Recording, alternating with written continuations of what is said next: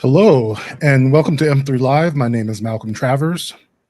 Male Media Mind is a grassroots organization dedicated to uplifting and unifying our community through dialogue, insight, creativity, and knowledge. And every Wednesday at 7 p.m., I invite my friends to help me break down topics that could use more perspective and experience. Those are usually around relationships, communication, mental health, spirituality, or sometimes some current events. So as we discuss these topics and more, we'd love to get your input as well. Drop them in the Q&A and we'll get to them as soon as we can. Let me introduce you to the panel today. We got Swag back from Vegas. He is also the host of the Swag Suite every Tuesday at 7 p.m. Asking are the straights okay? And, all that good stuff. What's going on, Swag? Nothing much. Finally have recuperated. I feel like I'm back to normal. My schedule is back to normal, so I'm good. You did surprisingly well. I kind of know exactly how you feel. Like I was feeling that way, but there's no way I could complain about it considering like your schedule coming in off of a red eye. Like, nope. Right. I can't fuck with no sleep. But and of course the sexy Swami from Texas is joining us back. It is so good to see you, Team Diggler. It's good to be back. Yes. Round of applause. It's almost like you never left because we play that girl clip. Right. It has become an infamous clip, sir. It has. It's like the girl. It's like the girl of the week. But you have also graced us with the 2 Rooms in a Pod, which I've been enjoying, I have to say. And of course, you're going to be back this week for the Diggler Digest on Thursdays at 7. How are you doing? I'm good. The show was over. It was a smashing success. Standing ovations every night. Nice. For a play, that's a big deal. And I'm just I'm relaxed now, and I'm looking to just being back with the guys and trying to figure out a way to make the Diggler Digest even more refreshing. Okay. Well, you got Greg excited. He wasn't able to come tonight, but he was like, I want on it. I want in on that. He was like, I want in. But yeah, and of course, also joining us from Atlanta, the Thick Knight himself. And you're also sporting a new gaming setup for the Thick Knight Gaming. Yes. It's looking wonderful over there in Atlanta. What's going on, Thick? Hey, what's going on, everybody? Hopefully everybody's having a good day.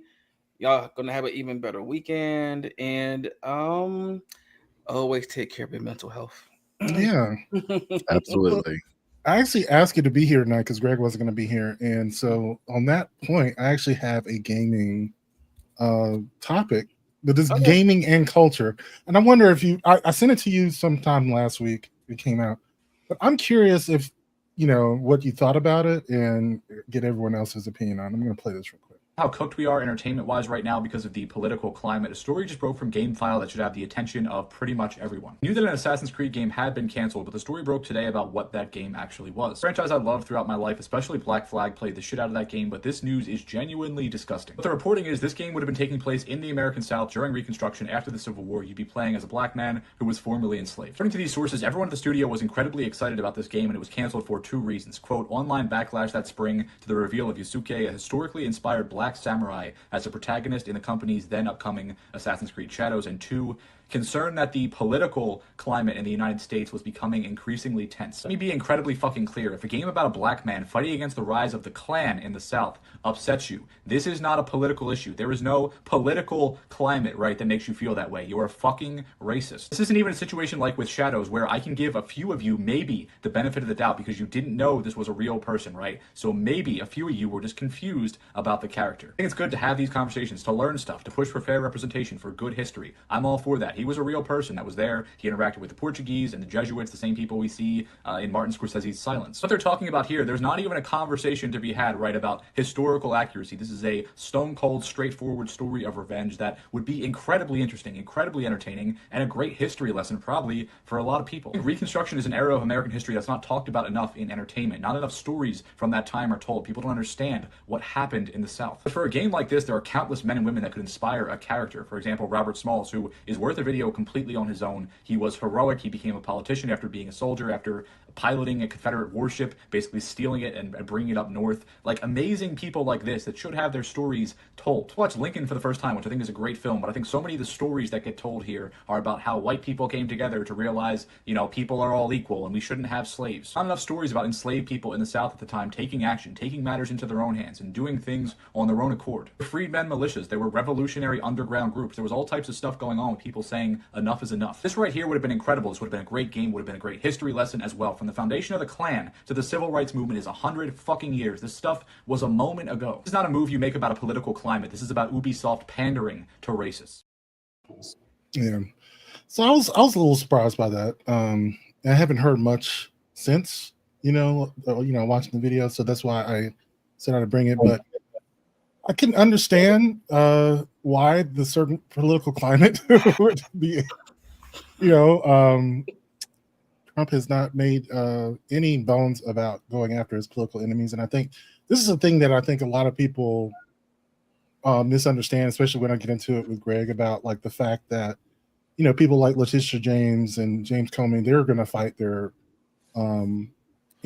trumped up charges, fine. But what it does is it creates a chilling effect on other people. They're like, I don't know if I want to spend millions of dollars defending myself against spurious claims or whatever. I don't, like they are going to come after you for shit like this. And mind you, I just told you I was just reading a indigenous history of the United States, and they were talking about the Trail of Tears, which I'm sure all of us get somewhat of an overview in school. Obviously, we've all had history, and we're educated people, but there's something about reading it for pleasure as an adult and recognizing that a U.S. president who's on the $20 bill, I can't even remember his name now, is very much in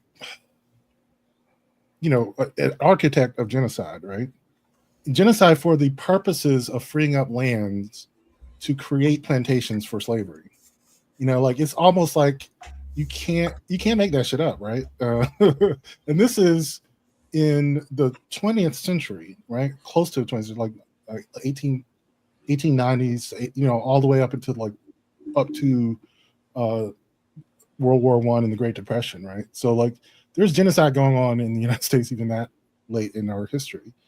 And there's something about that which is uncomfortable, but also like incredibly fascinating. I think one of the things I got into an argument with someone about African American history and slavery and Reconstruction, which is he could not come to understand why there weren't more slave rebellions. Like, why were people just on these plantations working for white people?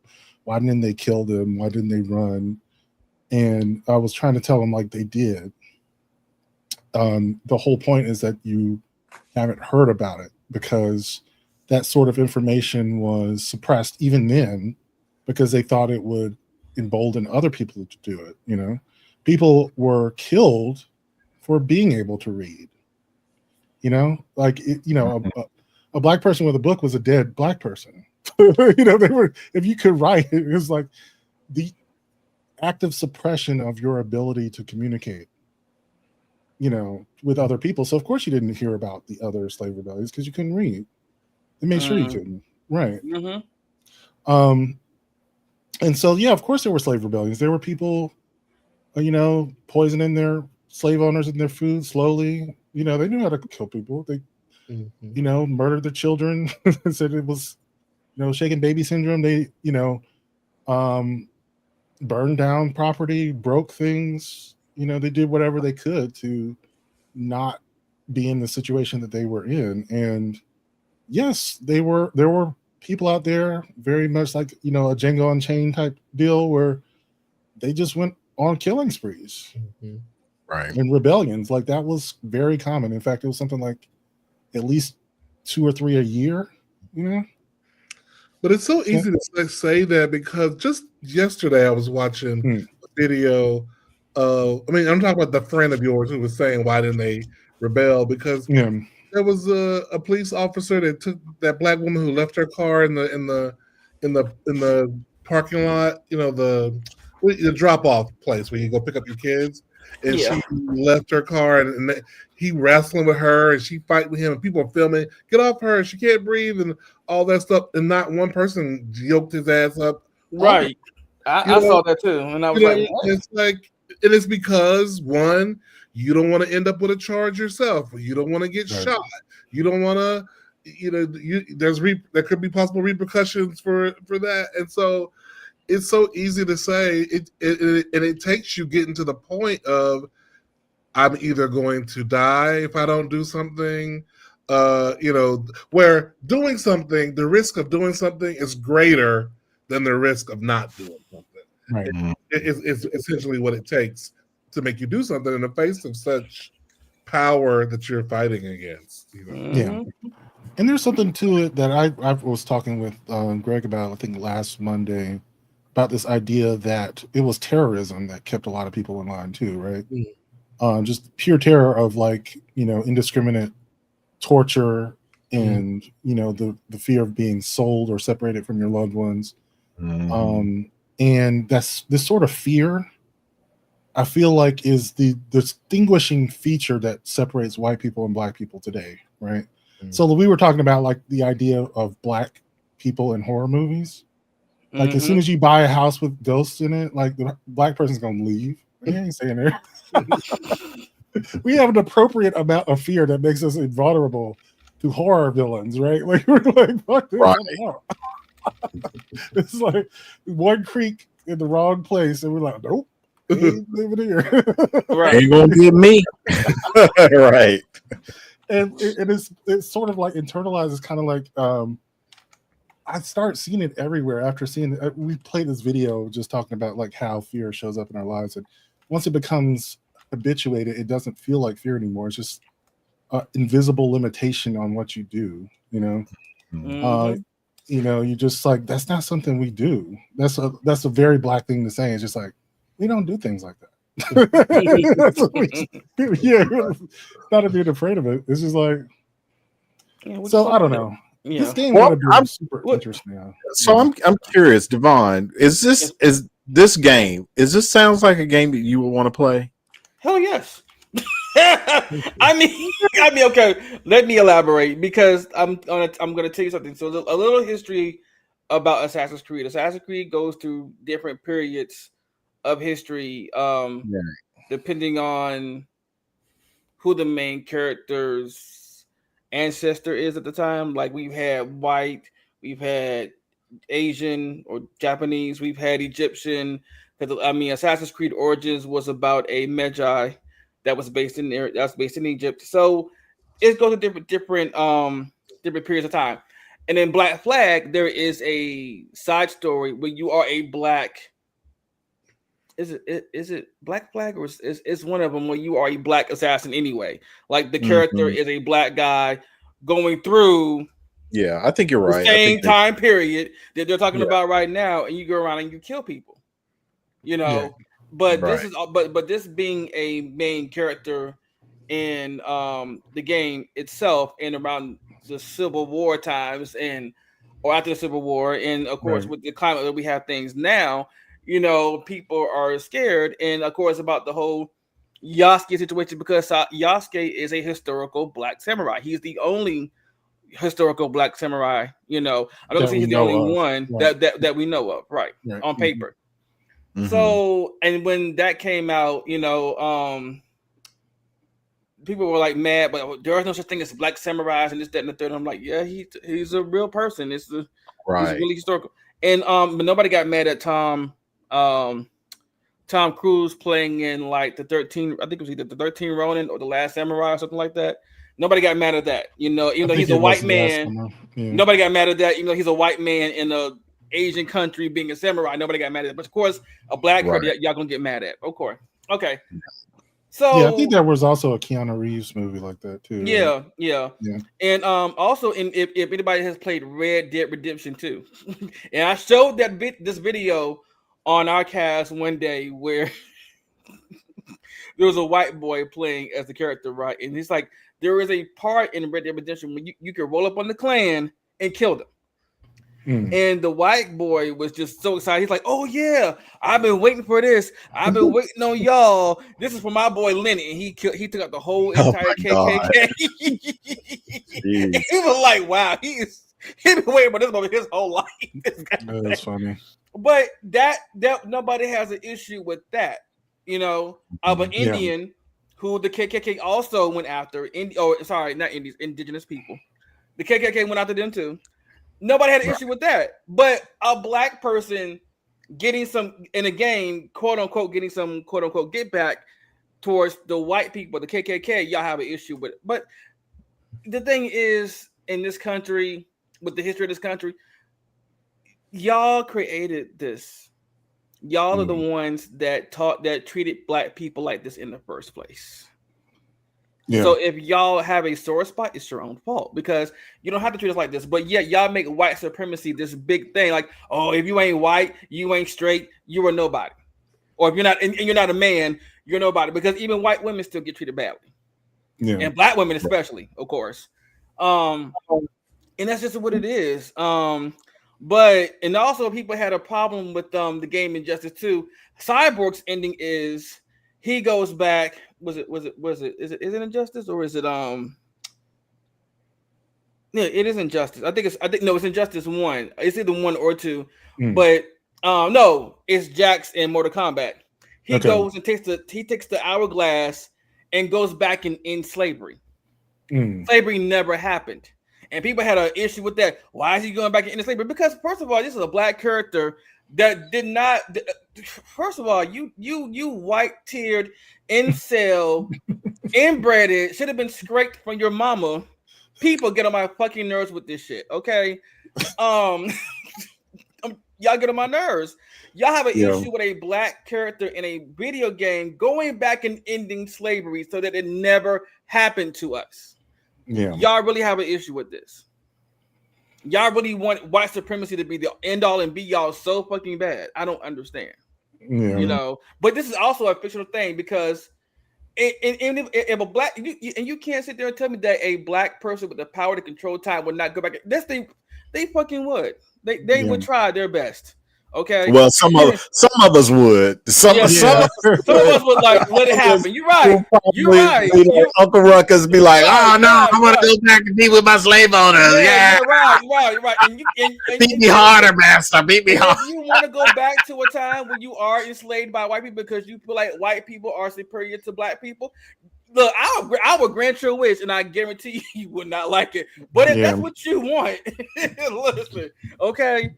I think I got another one on that next. So yeah, go ahead. Yeah, but my thing is, they were scared of the backlash because of the whole Yasuke situation.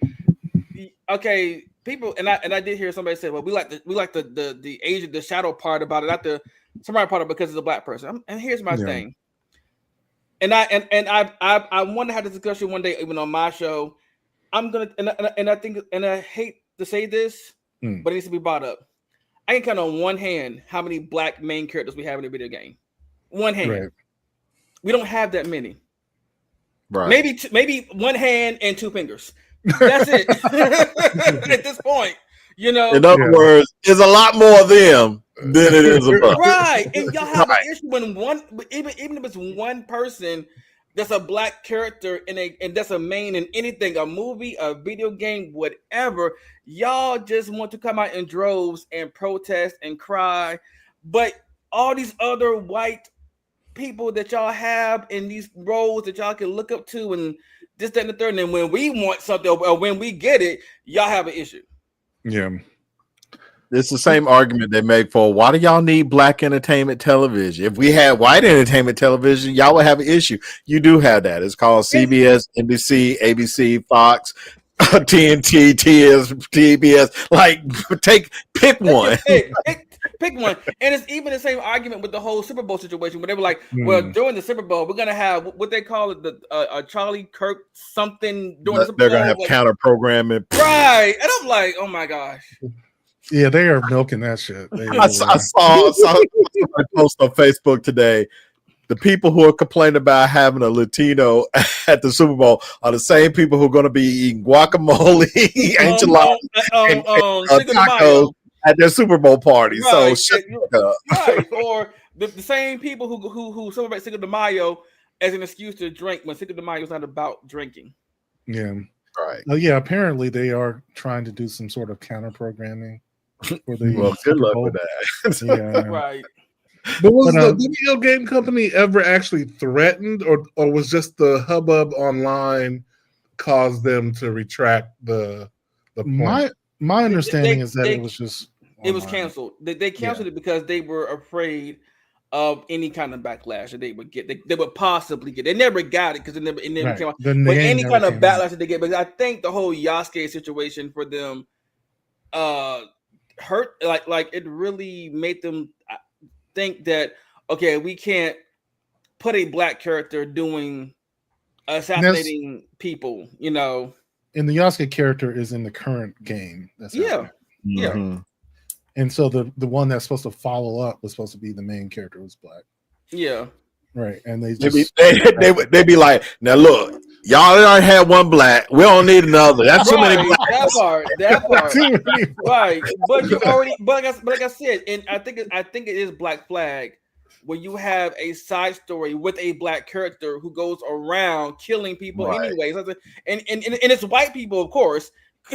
So somebody already made this happen as Right. a side story of the game. Now we're just Right. putting it in the mainstream, and y'all I'm like, mhm. Yeah. crying about Like, it. that's one too many now. We Right, gave right. you two. We done gave you two. That's Right. enough. No more. The Right. rest of them need to be white. and with the social and I understand that some people are afraid of that orange orangutan in office, but he's only flexing his muscle because he acts like, well, he has total control of the military, so he can do whatever he wants. So he does, and people are like, well, if he's got control of the military, what would he do to us if we release this game, or if we did this or we did that? And I'm just like, Yeah, there's still regulations and fines and lawsuits and just tariffs. He's been threatening people with that, like people just coming up. But I think we're gonna move on. Let's see what we got in our comments section. Yeah, let's go through the comments. Miss Collins. Hey y'all, happy Wednesday. Happy Wednesday to you, Miss Collins. Miss Taylor, hey fellas. Cream Diggler, we missed you, Boots. Welcome back, girl. Happy hump day, Sammy, to you. And he corrected himself. It is Andrew Jackson on the 20. That's right. Yeah. Yeah. As soon as we see flying or moving furniture, deuces. right, exactly. Like if the house says get out, okay, you ain't got to worry about me. All I gotta hear is a get. I don't have to hear the out. Just hear get. And that's enough for me. You ain't got to worry about me. That was And gotta do it. Right. I'll be honest. Like, go ahead. Oh, I was gonna say, Mr. Taylor says a game where you give races the business. Count me in. Exactly. What were you gonna say, Malcolm? No, I was going to say, well, for one, I hope that maybe after the Trump administration they decide to release this, or that someday it sees the light of day. I don't know, because even though Trump is an issue, you still have a lot of people who, like Devon says, anytime there's any kind of diversity, if it's a female protagonist, if she's not like stacked like a brick house or something, that's the issue. It's always something with them. Always something with people. Yeah, so I don't necessarily know if that's true or not, but time will tell. We'll see. Because I'm gonna take it to another point, because I bring this up a whole lot too. So I don't know how many of y'all out there are familiar with the game Stellar Blade. And they had an issue with the main character because she's a curvy, buxom woman. She got big old titties, slim waist, and ass. And people were like, well, no one's built like that in real life without surgery. And he's like, I modeled this after my wife. And if you look at his wife, That's what she looks like. I mean, wife had it going on. I was like, oh, I see you, sir. I see you. Yes, okay. Wife had it. Okay, she Yeah. is a waifu, as they say. Okay. But you know, and I'm like, and he modeled the character after his wife, and I'm just like, and people were mad because she's distracting me from playing my game. So you sitting over there gooning over a video game character for that long, and you can't, to the point where you can't move the character around and play the game. There is something wrong with you. It's not the That's game, it's funny. you at that point. Lord have mercy. Sammy says Outworld history classes did us disservice by not letting us know how other cultures ventured to Africa and took us back to their countries too. Right. Yeah. Yeah. There's a lot in history that is it is so disturbing. I don't know how to put it. Is like yeah, I was reading it because I was going to be getting into a work of fiction, so I decided to read some, indigenous history, and I'm just like, this is so fucking depressing. It is oppressively depressing. Yeah. Anyway, Sammy says, I want to go to the dimension where white people were made slaves by blacks. See what the turnout be. Okay. Right. Mr. Super's in the house. He says they love to copy black people, and Living Color did counter programming during the Super Bowl years ago. They did. Yeah. And I see a coup happening from inside the inner circle because he gonna fuck with the wrong one. If I'm not mistaken, in Living Color is the reason we have a halftime show. Yeah, pretty much. Because before that, they just had like marching bands, which I was in the marching band. I'm not saying that there's anything wrong with it, but people were not watching marching bands over in Living Color. And then they decided to have Michael Jackson, and they never went back. That's the history. When he came on and just blew all the records of, they want to keep the buzz on that game. So yeah, exactly. Anyway, yeah, I got a philosophical conundrum for you. It's a relationship question. I'm going to play it and we'll talk about it. With me for a second that you are in love with somebody. You are madly in love with them. They are absolutely the love of your life. And you two are very, very happy together. But as it so happens, before this person met you, they were once in love with somebody else. And you've heard many stories about this person, but you've never really come to terms with how you feel about them. On some level, there's always been a little bit of jealousy because you always felt as though this other person was a little more compatible with your current partner. But nonetheless, your partner has assured you multiple times that they are completely over this other person and they have eyes for nobody else other than you. But then one day, as you are minding your own business, your partner's former love comes to you and they hand you a letter. They tell you that they've been thinking and they've written down their true feelings towards your partner in this letter, but they don't want to give it to them directly. So out of respect for you, they give you the letter and they give you a choice. You can either give it to your partner, have them decide what they do with the information in the letter, or you could simply send the letter back to the former love. They will take that as an answer that their business is concluded and they will never bother you two again. Now the question is, you have received this letter. It is in your hands. What do you do? Do you give it to your beloved or do you return it unopened? Those of you who have been hanging out with me for a while know that I have talked about this story and I have asked this question before. And in that video, I promised that I would eventually tell you all how this story actually ends, because this is a real life story. It is part of the very strange, very complicated love story of Soren Kierkegaard. This truly is a very moving and at times slightly toxic philosophical love story that is worth talking about some other day. Some people give flowers, some people buy chocolates, some people, if they are Soren Kierkegaard, write absolute masterpieces of philosophy that very well might just be filled with coded messages to the person that they were once engaged to. Now, as for how the story in real life ends, and as for what the actual specifics of the story are, we can talk about that some other day. But for now, the question is posed to you. At the moment, you have this letter in your hands. What do you do with it? If you love something, let it go, and if it loves you, it will return. But do you really want to test that? Do you really want to find out? But what is the alternative? If you love something, hold it tight. Never let it out of your sight, even for a moment. And so ultimately, when you think of your beloved, when you think of the person that you love, do you want them to be happy, or do you want them to be happy with you? Either way, let me know. At the moment, this letter is in your hands. What do you do with it? I got an answer. Let's hear it. I'm giving the letter. I am giving the letter because if this is a true test of love, I'm going to hand that letter over and I'm going to see what happens. Because my thing is like this: I don't want there to be any unresolved issue with a former lover or anything like that. So I am gonna go ahead and hand it over. And you know, if that's what you want over there, you go right on ahead and you do that. I'm gonna be just fine. Oh, interesting. I guess, Cream, what would you say? Yeah, I think I'm definitely gonna give it as the Cleo of today is giving it. Right? I'm like, I'm good. Here you go. Like Swag said, let's see how this turns out.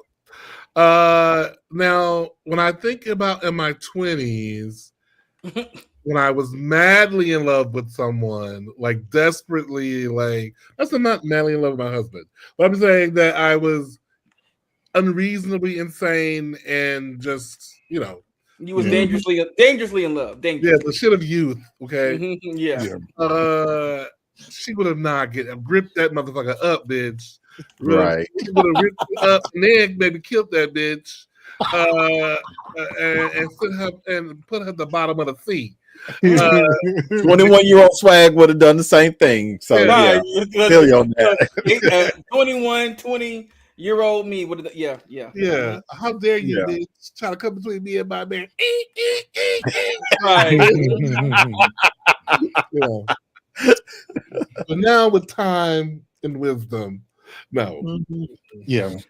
No, I think you're right. I think that is a thing about time and wisdom. Like, you know, because when you're young, you know, you don't know everything. You think you in love, you think it's gonna be forever, and you think, you know, I gotta hold on tight to what I mean, we've seen it played out on social media, like just crazy stories. It's just like, ain't no way that'd be me. But 20-year-old me, yes, absolutely, that would have been me. 57-year-old me, absolutely not. I'm not going through all that for nobody. So I do think that does come with time. It's like I think we've experienced love, and I think we are better equipped to know what love is and what it isn't, and what we are willing to put up with and what we're not willing to put up with. And so, you know, when you're young, you think like, oh my God, I can't live without this person. I will die if they leave me. But now it's just like, oh, okay. Yeah. Well, I mean, let's see how it turns out. Right. Like, if you gonna go. I mean, and as a person who was blindsided by a past relationship like that, where the result was they wanted somebody else, I would be like, take this letter. Let me know how you feel about it after we can have a conversation. And I'm gonna put it like this: if you want to go over there with them and you think the grass is greener, gray zone, you know, hey, raise up out of here, you know what I'm saying? Do what you gotta do.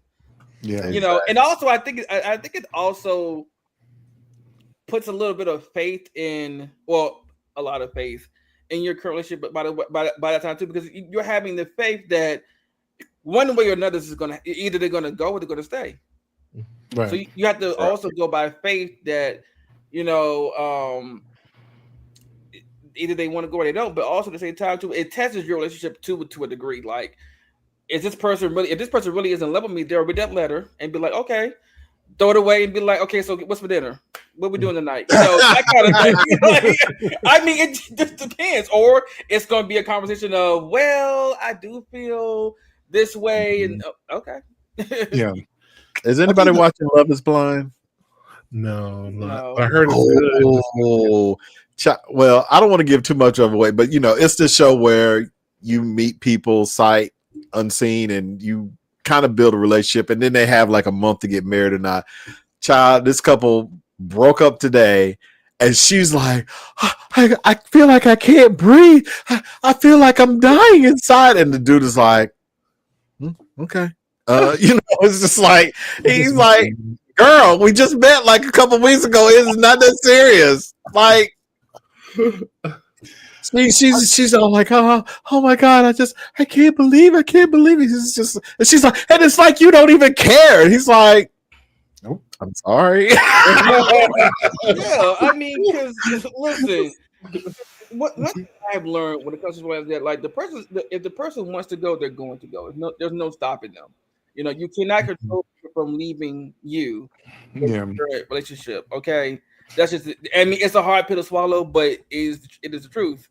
And some people will act like, well, I don't care about how you feel. I'm going to go over there because this is what I want. I want to make me happy. Yes, they call it I'm being selfish for myself right now. And I'm gonna go do what makes me happy. And I'm like, okay, cool. You go do what makes you happy. But I'm gonna tell you like this. I am at the point where if you go, I'm going to let you go. Now, if you think about crossing this bridge again, it may be burnt if you try to cross over, or if you do, you got to pay a lot of tolls to get back across. It's gonna be real crispy. Or you got to pay some tolls to get back across this bridge. It ain't gonna be no, I'm sorry, and then we back. No. I remember one time I had posted on social media I was going to be in New Orleans for a conference, and an ex of mine who was married said, "Oh my gosh, you're going to be there! I would love to see you." Blah blah blah. Just whatever. And we were friendly, and I remember I met him at this conference place, and he ran towards me. His ex was probably a good 300 feet, maybe 200 feet behind him. He ran up to me before his ex got to us, and he was like, hug me, and he was like, "I just want you to know, if anything ever happens to him, I want us to be together." And it was like, okay. Wow. That's some way to greet somebody. Okay. Right. That letter made me think of that.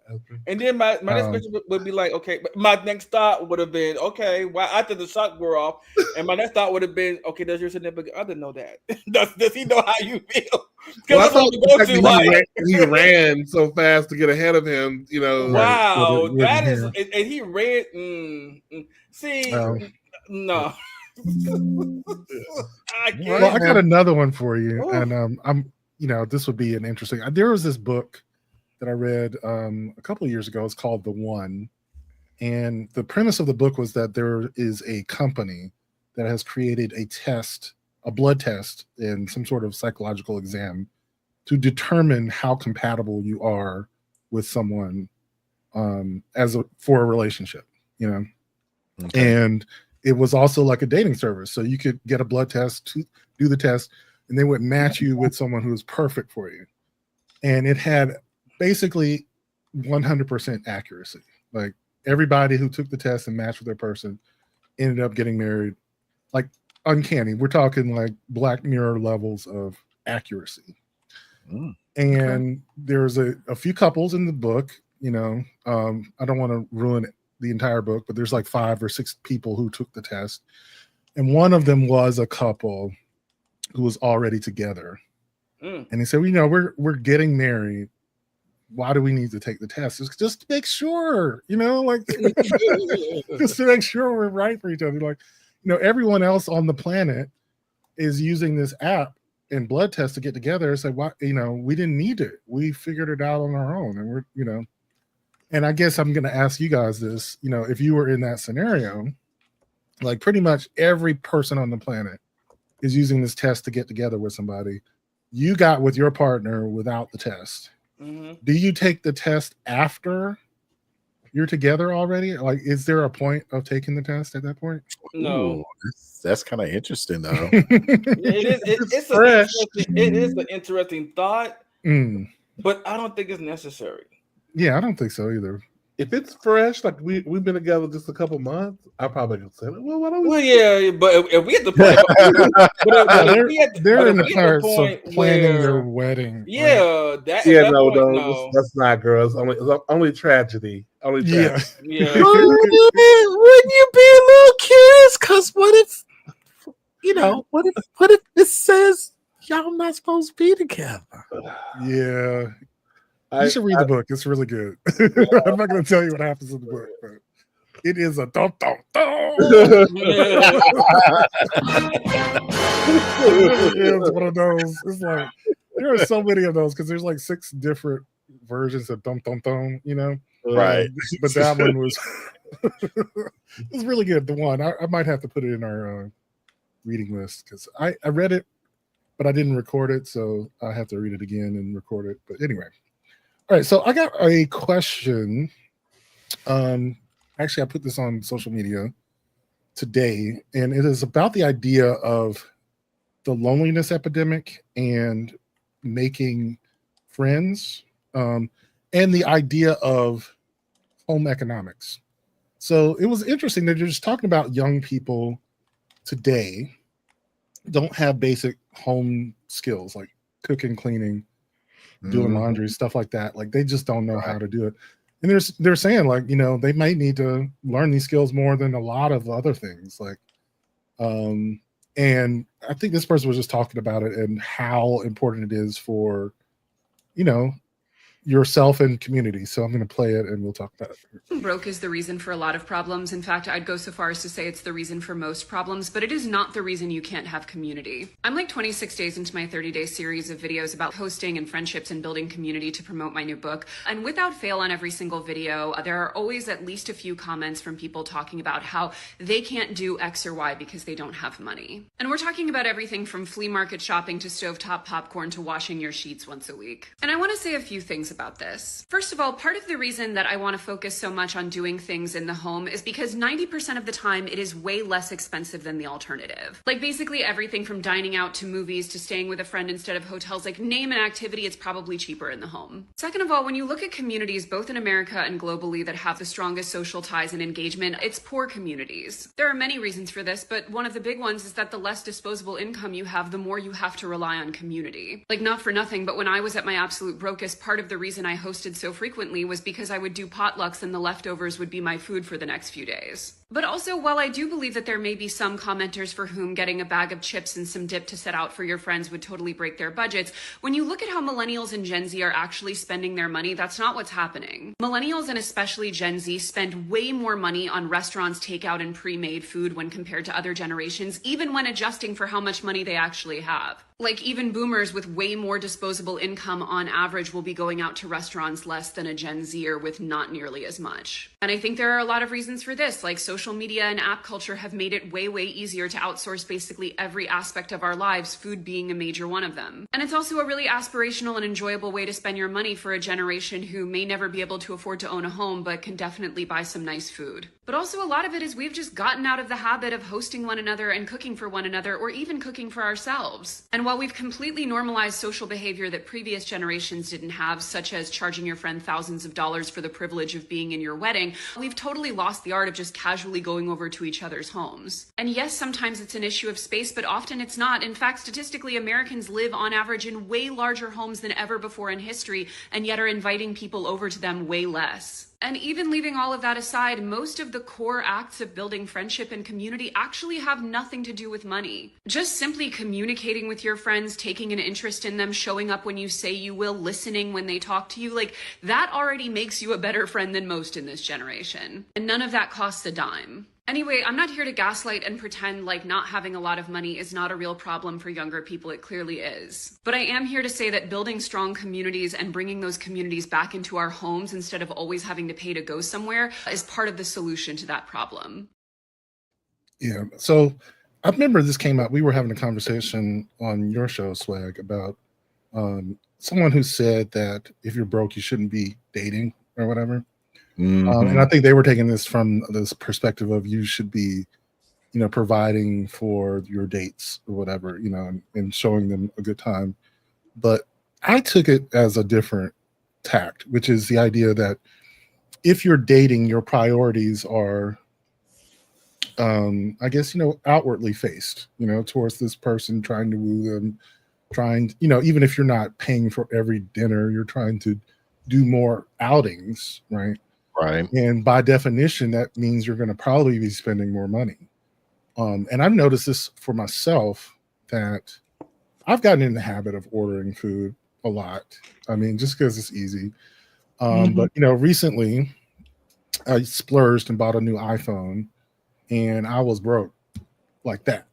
I was like, and I learned how to cook real quick. I mean, I know how to cook, but just learn how to enjoy the food and not go spending money. And I realized, like, I can just do this all the time, right? But I have more money. I have more money. So I'm trying to do that. I'm really because it's not just about the skill of being able to do it, but doing it efficiently enough so that you can do it when you're tired, Yeah. and do it when you're busy and when you don't want to. And Right. so I think there's something to that. And another point that came up was, is your place presentable quickly if someone wants to come over? This is one of those activating for community and for hosting people. Are you able are you maintaining your home enough that it would take you less than 30 minutes to prepare for guests? Right. And that's a skill that has to be learned, and it has to be learned from your own perspective, from your own idiosyncrasies. You have to know what you feel like doing on a regular basis and how you can do it. And for me, that is, it really is emotional for me. It makes sense. Like, there are times I just don't feel like doing anything. So I have to make sure that when I have the energy to do something, that I get some shit done. I get it done. And usually that's early in the morning. I found that out. Like, if I get up a couple of hours before I have to go to work, which sounds crazy, but I get up a couple hours before I have to be to work, and I have 2 hours. I used to exercise at that time. I don't always do that anymore. But now those 2 hours I can spend cleaning. I can spend washing dishes. I could do my laundry. I could do some writing. And whatever that is, it's like, it just makes the rest of the day better for me. I don't know. And yeah, people drop by and you don't feel bad about letting them in your house. I thought that was another point of like, sometimes it's not looking great right now, but I could probably get there pretty quickly. So Yeah. What is your thoughts? What are some things, maybe some advice you might give to someone who might want to get more efficient with their home care, like cooking or cleaning or whatever, for themselves and possibly for inviting guests over? Is there anything that you've learned, like tricks for yourself to manage your home better? But before I met my husband, I'm definitely a very I get messy, and then I look and look around and go, this pigsty, and then I'll clean it up, right, and then it'll slowly get back that way again. Now, because he's very much like, what, do you have to leave your socks there? Do you have to take your pants off in the middle of the living room and leave them there? Like, Yes, you do. Yes, look, some days, because when you're sitting in my job, when you're sitting down a long time and you've been sweating, or you sit down a long time, go to the gym and sweat, the first thing you want to do is take off your pants and drawers as soon as you hit the door, because it's I'm just saying, sometimes it's like that. So I started becoming a put away stuff in their proper place kind of guy, and and all that stuff. But what helped me in the past before I had to was I would create events, right? I would say, okay, hey, y'all want to come over on X day, and maybe even if it was like once a month, let's play cards or something, to force me to have to clean up. So at least there was a reset every month. That's right. So that, because company's coming, you got to get it together. So it doesn't necessarily mean you're going to keep it perfect, but it means it keeps it from turning into some disaster area. Yeah. Right. It's funny that is one of my anxieties about being in a relationship. I actually never lived with somebody in a relationship. And I just, I do allow things to get messy to the point of being embarrassing. Like, I wouldn't want them to see. Right. I wouldn't want anyone to see the way that I live. Like, you know what I'm saying? I was like, oh, they would always be there. And so you don't do it. You don't do it because you care. Like, I didn't mind a little ring around the tub for a couple of but never, it never happens now. Yeah. Right. But I do think sometimes being in a relationship kind of, it like Cream says, it kind of forces you to be like, I love this person, and I don't want them to think that like this is the way it's always going to be. So, it kind of, sometimes being in a relationship, is supposed to help you be a better person, something like that. So sometimes it's kind of like, okay, I got to leave my bachelor ways alone. I share this space with this person. I want them to, be comfortable here. So I got to step up and do the things I want to do. I will say that, like, once I moved into my home, I became that person. It's like, I do want people to come by, but I do not want to, like, have somebody unexpected say, like, oh, I'm gonna drop by, and it's like they coming back in 30 minutes and the house needs like a whole day worth of cleaning. So I have learned to kind of like, I just kind of do it in stages. I don't try to do everything in one day, but it's like, one day I'll do the dusting, and then another day I might do vacuuming, and then another day I might clean the bathroom. So I don't make it like a big, like, chore that I have to do for an entire day. But if I split it up into smaller, more manageable tasks, then I find it like, it's much more manageable for me. And then, like you said, if somebody wants to pop by, it's like, oh, little, spritz here, a little swipe right there. I'm presentable. I'm not living like a hoarder. So. Right. I know it's one thing that really helps me is keeping a tab on laundry. And she sort of mentioned this on one, like, it, even if you're clean, even if you're, you shower regularly or whatever, your scent gets into your sheets and fabrics and stuff, it just does. And, cleaning it on the regular just makes the rooms smell better. I just noticed this. And I think another was like doing small things, taking like a 5-minute break to wash a dish. I'm like, maybe I don't want to do all the dishes, but I'm going to wash some of them. And, then the next time I'm going to do a few more. It's just like, and eventually they'll get done. I don't know. Or definitely creating like a system. If something like that, for example, you never put a dish in the sink. Anytime you use it, it goes straight to the dishwasher. That's you rinse true. it off and you just let them live in the dishwasher. Or if you're a cooking kind of person, I'll have to learn to try to clean as I go a little, more, because my husband is the one who's going to wash the dishes. And sometimes he's like, did you have to use 3 pots? Yes. Like, cream over the starting world awards. Did you have to that's where you're like, who's the cook in this family? If I use 3 pots, then 3 pots needed to be messed up. So sometimes I'll be like, okay, I'm thinking ahead. So if I make this sauce, I can put it into a bowl and I'll rewash it and I can use it for the rice. Sometimes I'm like, girl, listen, we ain't got time for all that. I'm trying to cook this quick and make this happen. But depending. That's cool. It was interesting when she talked about the idea that when she was broke, that she would hold potlucks just so she had some extra food. Smart idea. So smart. Like, it's such a smart idea. It is. It is. It could be a little bit of a hostess. Yeah. Yep. That's not a bad idea. So, yeah. But just I think, make sure I I was about to say, just make sure when you do potlucks, you can trust them people's cooking. Yeah. I don't trust somebody else's cooking. There's certain people. I don't do potlucks at work. I don't know y'all like that. Not doing it. So even at my church, even when I went to church, my grandmother would be like, "No, I'm gonna make you a plate because I know who made what." And like I said yesterday, you can't eat at everybody's house. My grandmother knew. Like, I see how she keep her kitchen. Absolutely not. Absolutely touching that pot over there. I got you may have the intel, like, yeah, don't I wouldn't trust that one. But no, yeah, those are the only times I did potlucks was at church and like family, like Sunday dinners. We have people come bring food, right? Maybe holidays they're kind of potluck. Like we cook a turkey, but all the sides were done with someone else.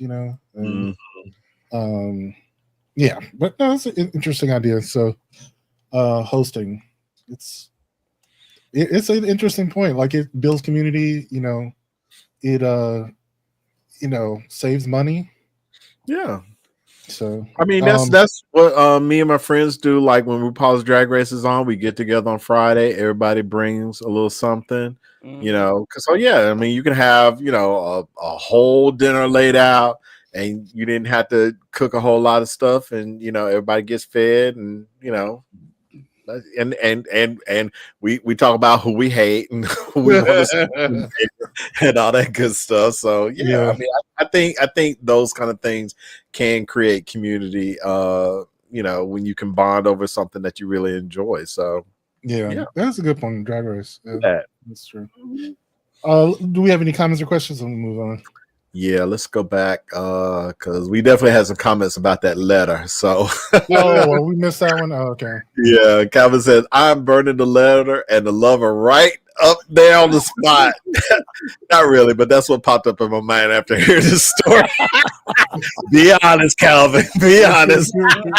It's okay, Calvin. We are not going to judge you. Hey, Ox says the former lover is 100% is absolutely 100% out of pocket to be presenting a love letter to the current partner of his ex.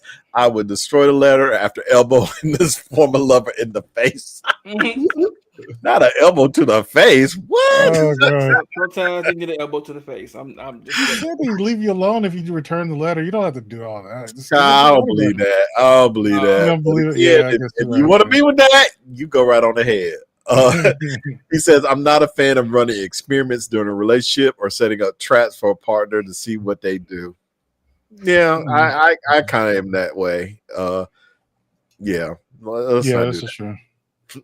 Mr. Collins says, I haven't seen the new season, but it pissed me off every season. The couples I get interested in never make it to the altar. He's talking about Love is Blind. Child, this season is a wreck. I'll just say that. Oh, man. But seriously, I would give him the letter after I put it on him. Put it on him. Put it on him. Sammy says, me in my 20s, no one was checking for me, so I'm burning the letter. And keep in mind, me now still burn the letter because now I'm selfish. Don't be selfish, Sammy. You can share.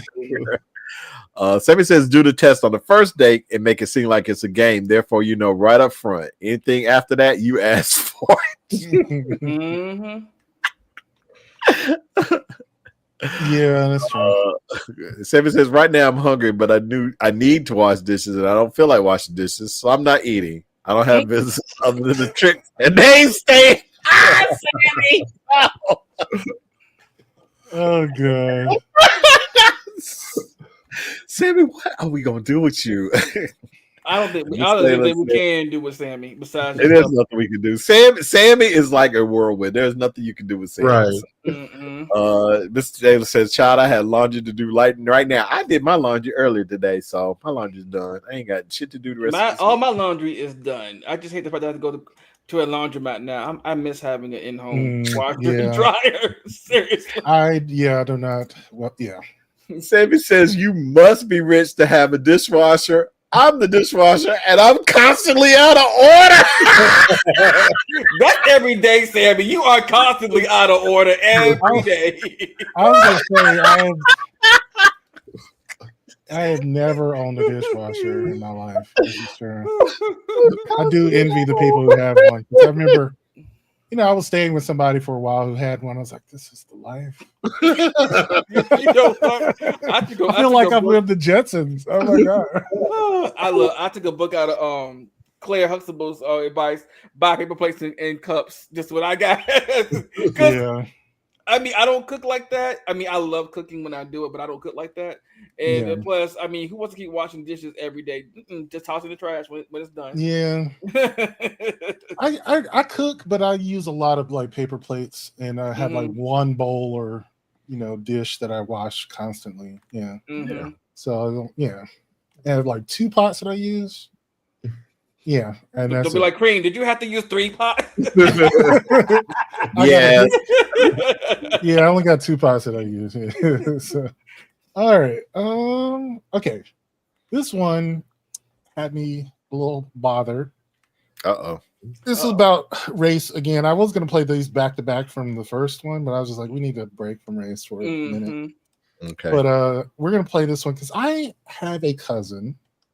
And I think I told you about this. It's really, really odd. So for this October, I put a book into the for Patreon members, we can read Reformatory. I don't think anyone's going to read it, but I highly recommend reading this book.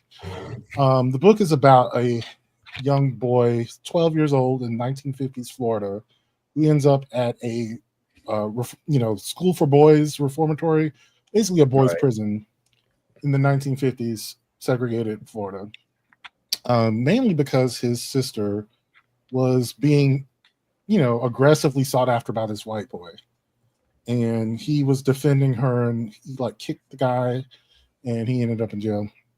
And I was listening to the book with my mother, who basically told me that she had a similar situation with her cousin, who's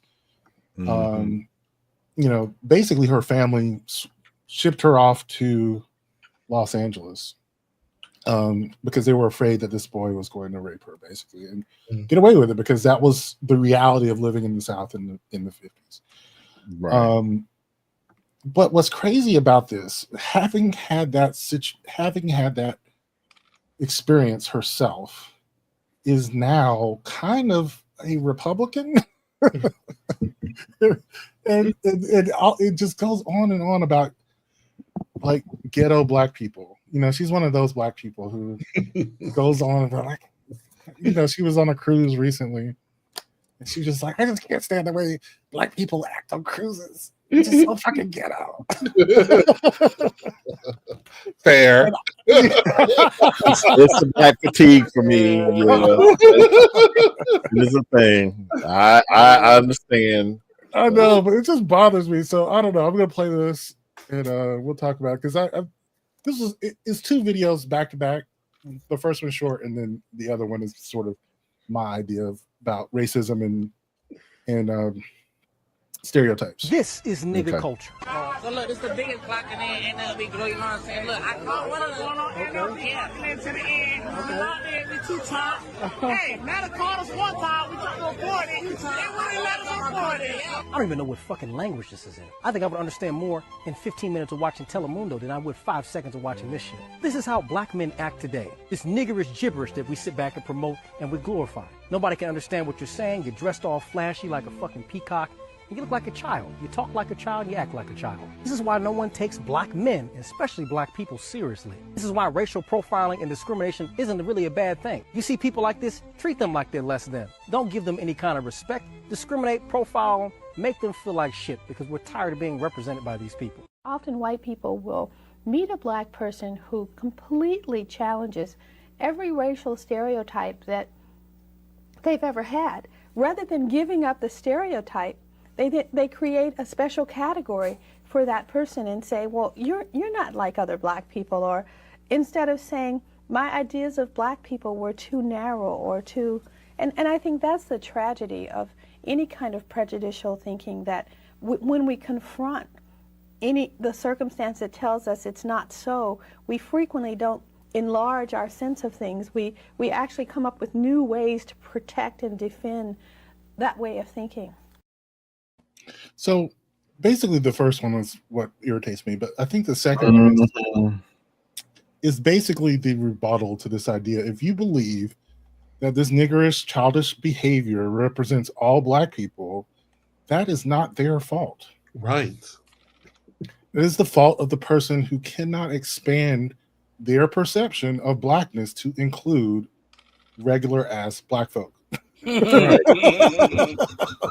Like, that is and to be honest, that first content creator, he does that kind of thing all the time. He is basically a Trumper, and he does this kind of stuff all the time. He's one of those creators that like to get on here and just talk shit about black people being a black person himself, and it's just like, your mama should have swallowed your ass. See, that's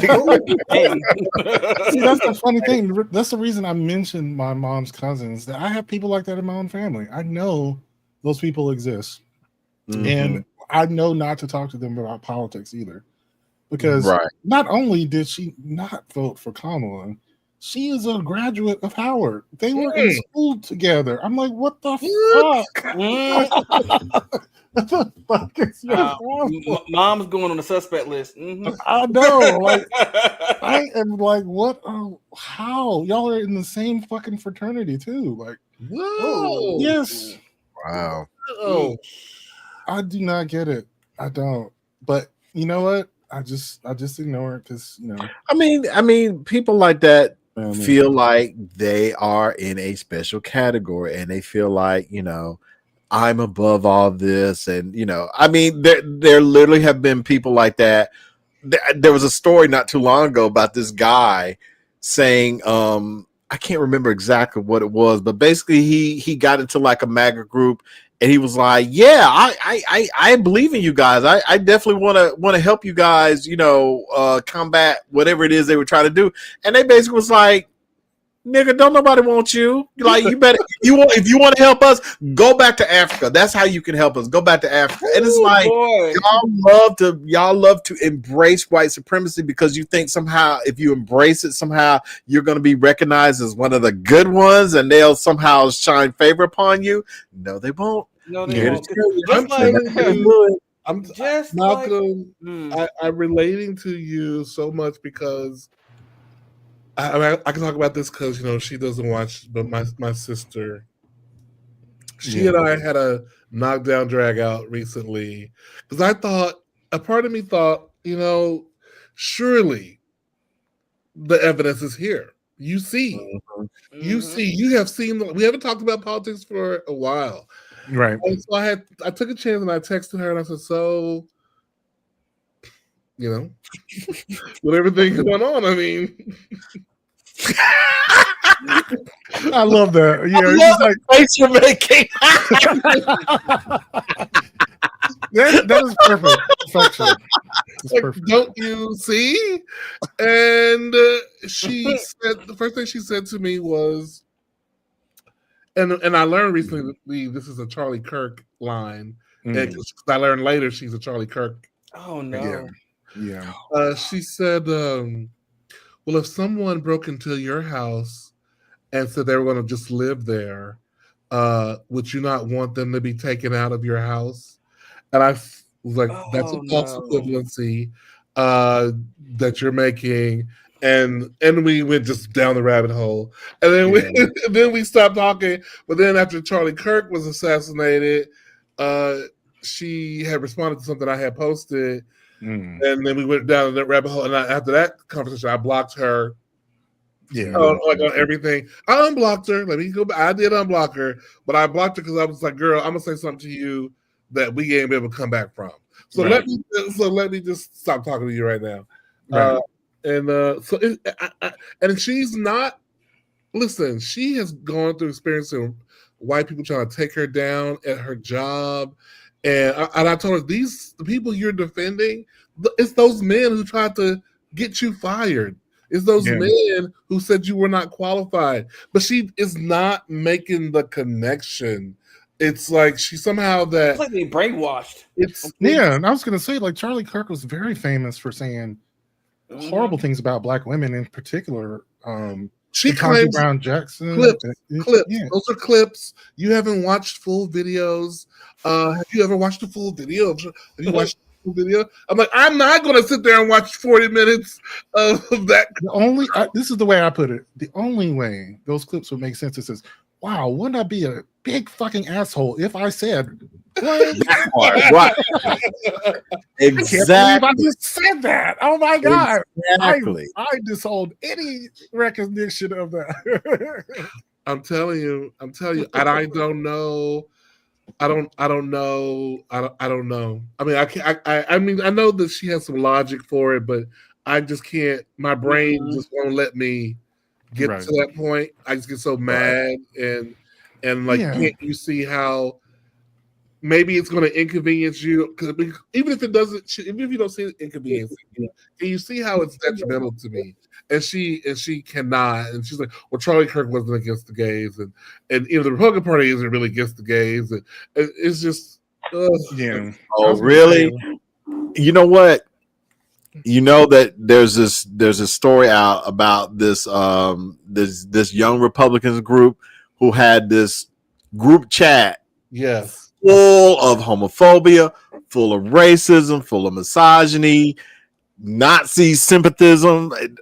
So I would go back to her and be like, now, does this sound like somebody who you think doesn't hate black people, doesn't hate women, don't hate the gay? You really think this makes your argument better? And if she says yes, then child, she is long gone for this world. She has sealed her. She has sealed her fate. She's not gonna see it until they march her ass into to a cell because she's a black woman, and then she's like, "Oop, what?" I mean, yeah, you're right. You're like, she's not gonna see it until it's too late. No, I would just say, in those situations, I do love my cousin. You know, my mom's cousin. She's family. Like, it's one of those things like we're tied by blood. Yes, but I will not talk to her about politics, and I don't have to engage with it on that level. And my mom has figured out, because they talk pretty much every day, and you know, she's learned to say, she has a code word. She says aloha, and the reason she says that is because aloha means hello and goodbye. Which is say, if you're going to continue to talk about this, I'm going to leave. It's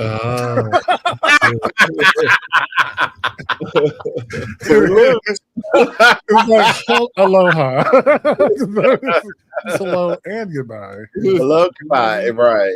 Some of them are just lost in the sauce, and I agree. It's like there's just some people I have learned. I don't have a lot of that in my family, but I did discover that one distant relative is lost in the sauce, and I cuss his ass out on Facebook, and you know, and I dare his mama to say some shit to me, and I cuss her ass out too. All right. Do we have any comments? I'm gonna move on. I got one more. Yeah, we did get a couple more. Let's see. Sammy said he had a roommate who owned a dishwasher. I made the mistake of putting dish liquid in the dishwasher. You know how that ended. Yeah. Actually, you know, I didn't know that was a thing. I would have made that mistake. I have done that before because I was just lazy and didn't want to put dishwashing I'm detergent guessing like in the there. whole thing just like blows up. Overflows, yeah. Overflows, yeah. Yeah.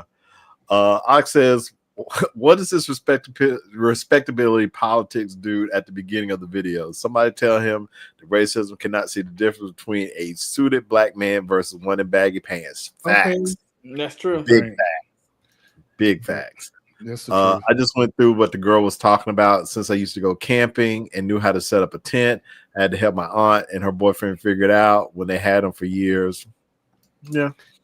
Yeah, black people go camping. I know, like it's a stereotype, though it was funny when I saw this one black creator. She's like, did y'all know that white people go sleep outside? Like, on purpose?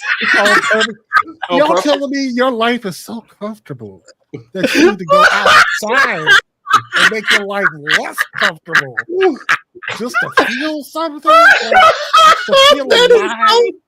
That is so true. It's like y'all do that shit on purpose. Y'all go sleep outside on purpose. That's funny. It was hilarious. But yeah. Ox says you can work for a Fortune 500 company and drive the most luxurious cars. Those hillbilly racist folks will still call you the hard ER. Absolutely. Anything they might do it on purpose just for that fact to take you down because now you an uppity one. You know, right? Yep. Yeah. They will call you uppity and everything. Like you were uppity. Exactly. Right. Yeah, the mumble bumble rappers. If you motherfuckers don't know how to use the 26 letters to form a fucking words, sound like a pre-K dropout. But the funny thing is, you have white equivalent of that, and I never hear them complain about that. I never hear them that. So you know, I was gonna suggest these people read this right here. I told you about this, The Trees. So The Trees is a book by Percival Everett. He's the author of James, which is a retelling of Huckleberry Finn, and also the adaptation of was it American Fiction? If you saw the movie, it is a comedy about lynchings. Yes. Wow. And basically the book, follows some Klan members as they go lynching Black people. And they are the dumbest, most caricatured white version. It's basically the white caricature that they use for Black people, right? Like if you can think of the most, ungenerous, caricature of white folks, that book does it. And if you are to believe that all white people are like that, or that makes other white people feel that way, I don't know. Like it kind of does unlock something in your brain, like, oh right, like this is not the way, it's not the fault of the person who is behaving that way, that you clump every person together with them. Right. That's you. It's your inability to expand your idea of what Blackness is. So anyway, I got one more before we go. So yeah, let's get into it. This is gonna be a dating question. I actually played this for Greg on Monday, but I want to get your ideas on it. Trigger? Are you triggering us again? I definitely triggered Greg. I got him. I got him. Okay, here we go. Tell y'all a story about my dating experiences and why I don't date in Atlanta. You see, a couple of months back, I was doing this whole online dating thing, just trying something out different, because it's kind of difficult to run into people when you at the store or whatever the case may be, because everybody be busy and y'all don't like to be approached. So I tried something different. Here I am living my best life. I'm working out, I'm going to the gym and reading books and everything. I'm at peace. I'm happy about life. Everywhere I go, I'm like dancing a little bit because I'm happy.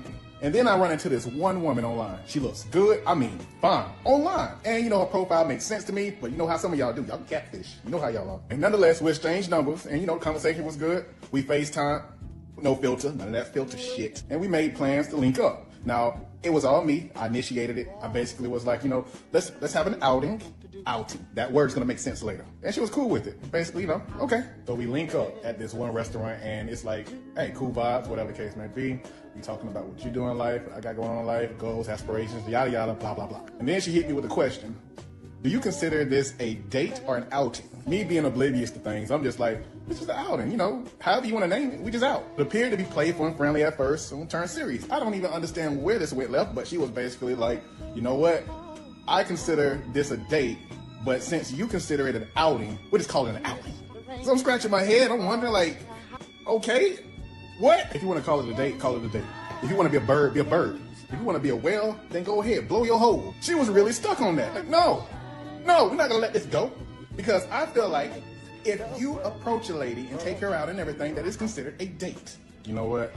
I'm really not trying to make it. It's not really that deep. And she went quiet for a while, and then she picked back up the tempo. At that point, I already counted my losses. I paid for everything. Everything was done. I basically was like, I appreciate your time, energy, and so forth for coming out on this outing / date / meet up, meet and greet, whatever you want to call it. Mind you, this was our first time meeting up. But I appreciate you, but yeah, this isn't going anywhere. Why? Because you can't define the difference between a date and an outing, simply because you're making it more than what it is. And meeting someone shouldn't really be this difficult, just to play on words, but at the same time, I get it. She was basically like, she appreciated the meal or whatever, but she was like, that's fine with me.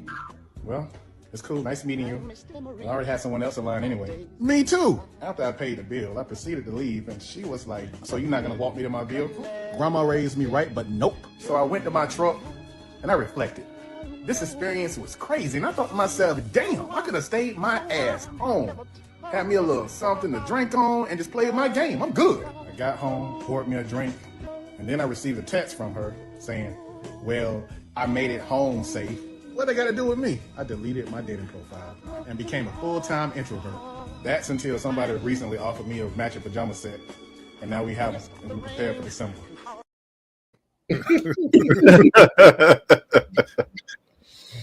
So, if you are a person who asks someone out on a date, and towards the end of the day, it's going well. Like you were thinking about meeting up later. You are ready to go to town, and she's like, I just want to make clear, is this a date? What is the answer that you give? Because it sounds like he's like, it's an outing. I mean, like, are you so dumb that you don't understand what the question is? Like, she's asking you, Are you serious about me? are you serious? Yes. And why can't you just say yes, even if you're not? And that's the thing, he was. It seemed like he was. He was serious about her. So how are you So painting oblivious. her to be the villain when you are stupid? Yeah. He's an undercover asshole. Like on this one. He's a good gaslighter on this one. Now, did she do too much? She did. Probably, yeah. She was did do too much, insecure. and she revealed her crazy too Yeah, soon. she did. Not smart, A sister. little too soon, yeah. Yeah, she did. She did. Well, did she though? Because I mean, apparently that was important to her. Because, like Michael said, clearly she wanted to feel like this was something special, and an outing doesn't feel special. So I can see where she's going with it. Now, in gay world, I don't think we really care whether we consider it an outing or a date. It's just like, bitch, if you pay it, I'm Right. Hey, girl, who paid? Yes, let me get some more of them scrimps over there. But I understand for women it's a little different, and I get it, but yeah, he kind of missed an opportunity because all he had to say was like, it is absolutely a date. I like I guess maybe her asking at that time was like, so do you feel like we are on a date, or does this feel like an outing? Because an outing does feel more casual, just kind of like, look, I don't know how I feel about you yet, so I don't want to call it a date just yet. So let's say you take really what she's going with. Pretty much right now, I'm kicking the tires, checking the engine fluid. That part, right? That's dating. That's dating. No, that's wait. That's an outing. That's dating. Y'all niggas. Technically, yeah, it is a date because that is what dating is. You're trying to figure out, is this somebody I want to see again? Are we have good chemistry? Is this somebody that I have commonality with? Can we do we have things in common that we can talk about, or is this just like a whole hour of awkward silence? Like, that's what dating is. But I guess in his eyes, it's just like, calling it an outing just kind of felt like it sounds like a downgrade. You're like, it's like, I don't want. Right. I don't want to claim, and it could have spooked him because I think he knew exactly what she was asking. And he was like, I'm not going to give you what you want. And he was upset by the fact that she got upset. Yes. Like if he had just said no, and then just like, I want you to be cool with just being cool. And she's like, no, like I actually want you to be intentional. I want you to, count me as your date. Yeah. Right. Now, I think she did. You're right, Cream, that she showed her crazy a little too much. I think you have to be a little more subtle about it. That could have been an after hours after you got home. You could say something like, I really enjoyed our date. Right. Did you? That would she probably would have been like, it was a nice outing. At that point, you could be like, oh, really? Okay, well, fuck you. Right. I mean, or what? Sometimes you got because we do have to vet people. We have to make sure that they are on the same wavelength that we are. Sure. We can drop certain words and see what their response is to. Like, so how'd you feel about this date? Or would you want to do this again? And their body language in their response will tell you yes or no. The thing I would ask, I would be presumptuous and just say, do you want to go on a second date? Yeah, totally. Yeah.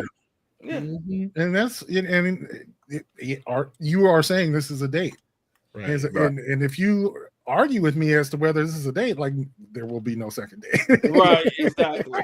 Absolutely. And I will be fine with that. Absolutely. I am not here to force anybody into anything they want to do, but But this is something else he said. He said, why does it have to be so hard? Let me tell you this. It's hard. Communication is hard. The fact that I can speak words from my mouth and that you can understand what I'm saying is a fucking miracle. True that. It really is. We communicate so effortlessly over some time that we forget how amazing it is. Yeah. And so, it's hard, especially when emotions are involved. It's fucking hard. You need to learn how to communicate. Fucking study. Idiot. Anyway. You got any comments? We're gonna go to Patreon after this. Let's see. Ox says, first off, y'all, please don't sleep on those magic drama sets because they got me looking good than a motherfucker. Look. I pray for the day I have a pajama, somebody to match pajamas with. Okay, listen, I want that. Yeah, it is cute. Exactly. It's adorable. It is. Really Calvin says, if they could have had a simple conversation about the misunderstanding, then he would have seen his mistake. If she had not made a big deal about the wording, I think they would have made it. Maybe. But I think for things to go left and for her to still want him to do date things, girl, bye. To my car, or just like and that. Before you get to that, it's just like the whole. There's two videos. One was about the woman who was talking about some men who drive Mercedes are feminine. I was like, oh, you set up. Yeah, that was you ugly, you ugly jar-headed woman. But the other video is when the woman, they're on a date and the woman says, oh, that's your car. He's like, yeah, you don't drive an Audi or a Hellcat or whatever. You don't drive something more masculine. And guess what he did? Left her ass right there. I remember that too. Yeah. I'll blame you, brother. I would the same damn thing. Left her ass right there. You got any more? Ox says, now this story, that sister was doing too much. It's not that serious. She wasn't even subtle about the trap she was set for him. Mouth was right. He knew she was testing him. You know, I was going to play this because I never play this one, but as soon as someone says we're on an outing, I'm playing this clip right here. Not grabbing your purse and leaving. I'm out. Right. I go on outings with my friends. Let's not go outings. Right. My family go. We go. Go exactly. Fuck that, bitch. I'm out. Right. But thank you for that. We're gonna go to Patreon in a second. If you have been watching this long, go ahead and click that Patreon button. It's at mailmediamindlive.com. You can also click there. But patreon.com/mailmediamind. We have an after show. We have a book club. We got adult content, and I have some videos to show you before we go. Yay. Videos. Fun. Usually some animals. So this one's hilarious. How's this for golf today? They've all decided to settle in the middle of the fairway. I thought this was AI at first. I was like, no, that's a whole fucking flock of kangaroos. Staring and shit. I can't believe kangaroos are real. Like, that feels like something someone high made, Right. Like God was high when he made kangaroos. He was definitely smoking something. Yeah, he was smoking something when he made those. It's like they fucking jump around. Play your hand. Oh, look at the little baby apple. You're so I forgot. Yeah, he has a name, right? He's really famous for a while. Pygmy hippo. I should call you Harry. Harry the hippo.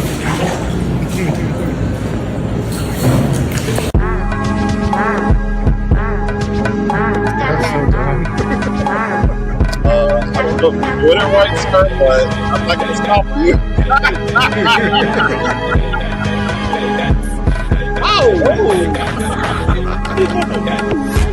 He does all these stunts and shit, like getting run over by cars. Oh my god, the car is on his leg. What is wrong with you?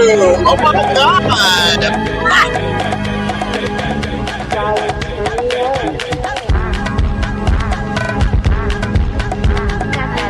Oh, look at the cameraman. I mean, he's sitting in the one we were looking at anyway, so I ain't going to be mad at it.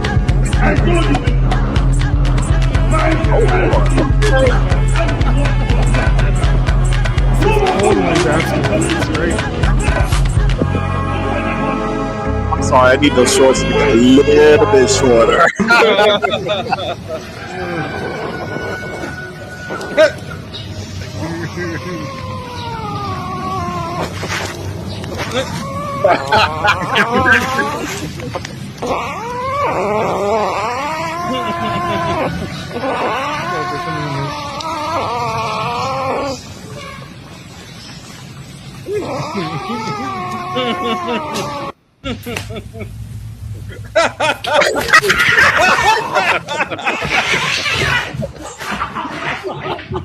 And that's how black folks play Uno.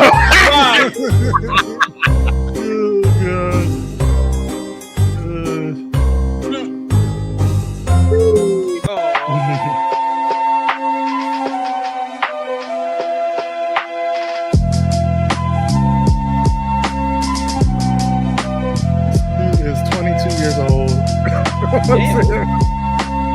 It's like big for no fucking reason.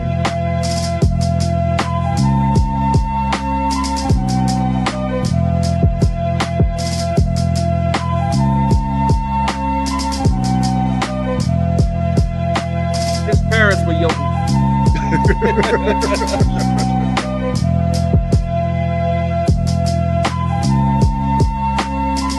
Good Lord. Like 7 feet tall. Mama probably dead when she came first. Little wild man.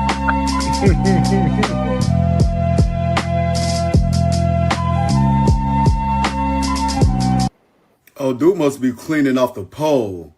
Oh no, he's dancing on the pole. Okay. He look a little healthy to be stripping. Okay, for the helicopter. I think I got a single song. Ooh! Oh, you broke your stupid black ass. How you doing? Nigga, just go on to the pink, bro.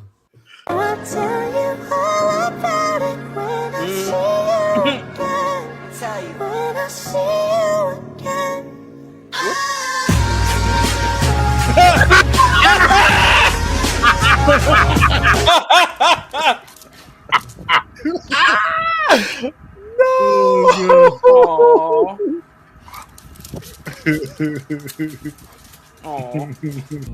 Even my mama thinks that my mind is gone.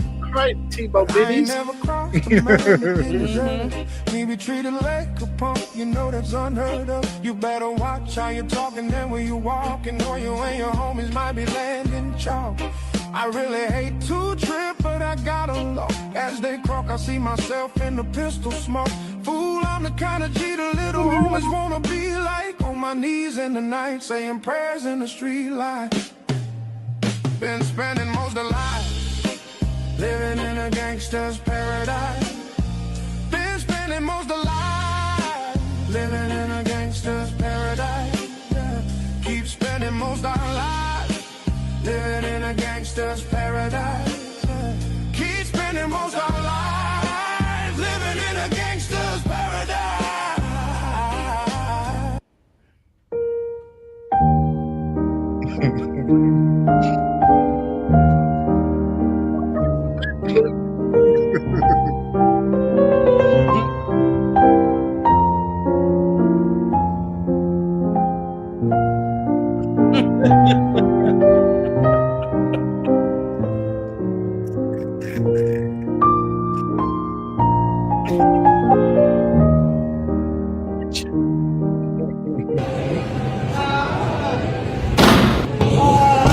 What the fuck?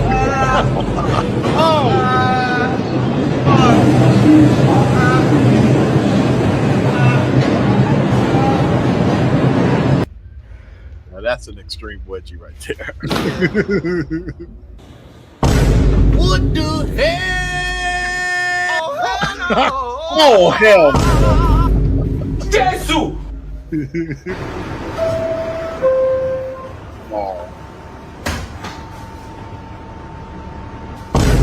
Oh hell no!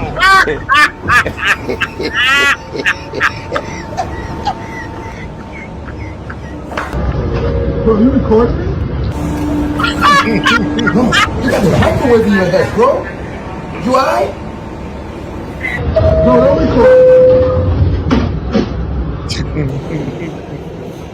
Only in New York. What? Oh no! God, I'd be like, you know what? Ding, ding, ding. I need to get off. Right the fuck down. What the fuck? Dude,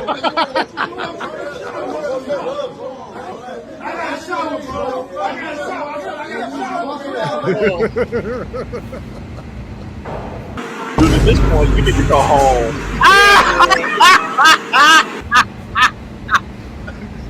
Just go home. Just go home. Just go home.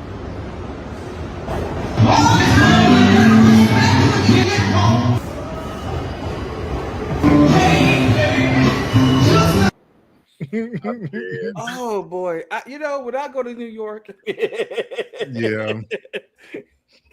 So that'll do for tonight. Let's see. So we will have Cream hosting the Diggler Digest tomorrow night at 7. Join us. Hit the bell, and you'll be notified when we go live. And there you go. And we'll see you on the Patreon show in just a second. All right. Peace.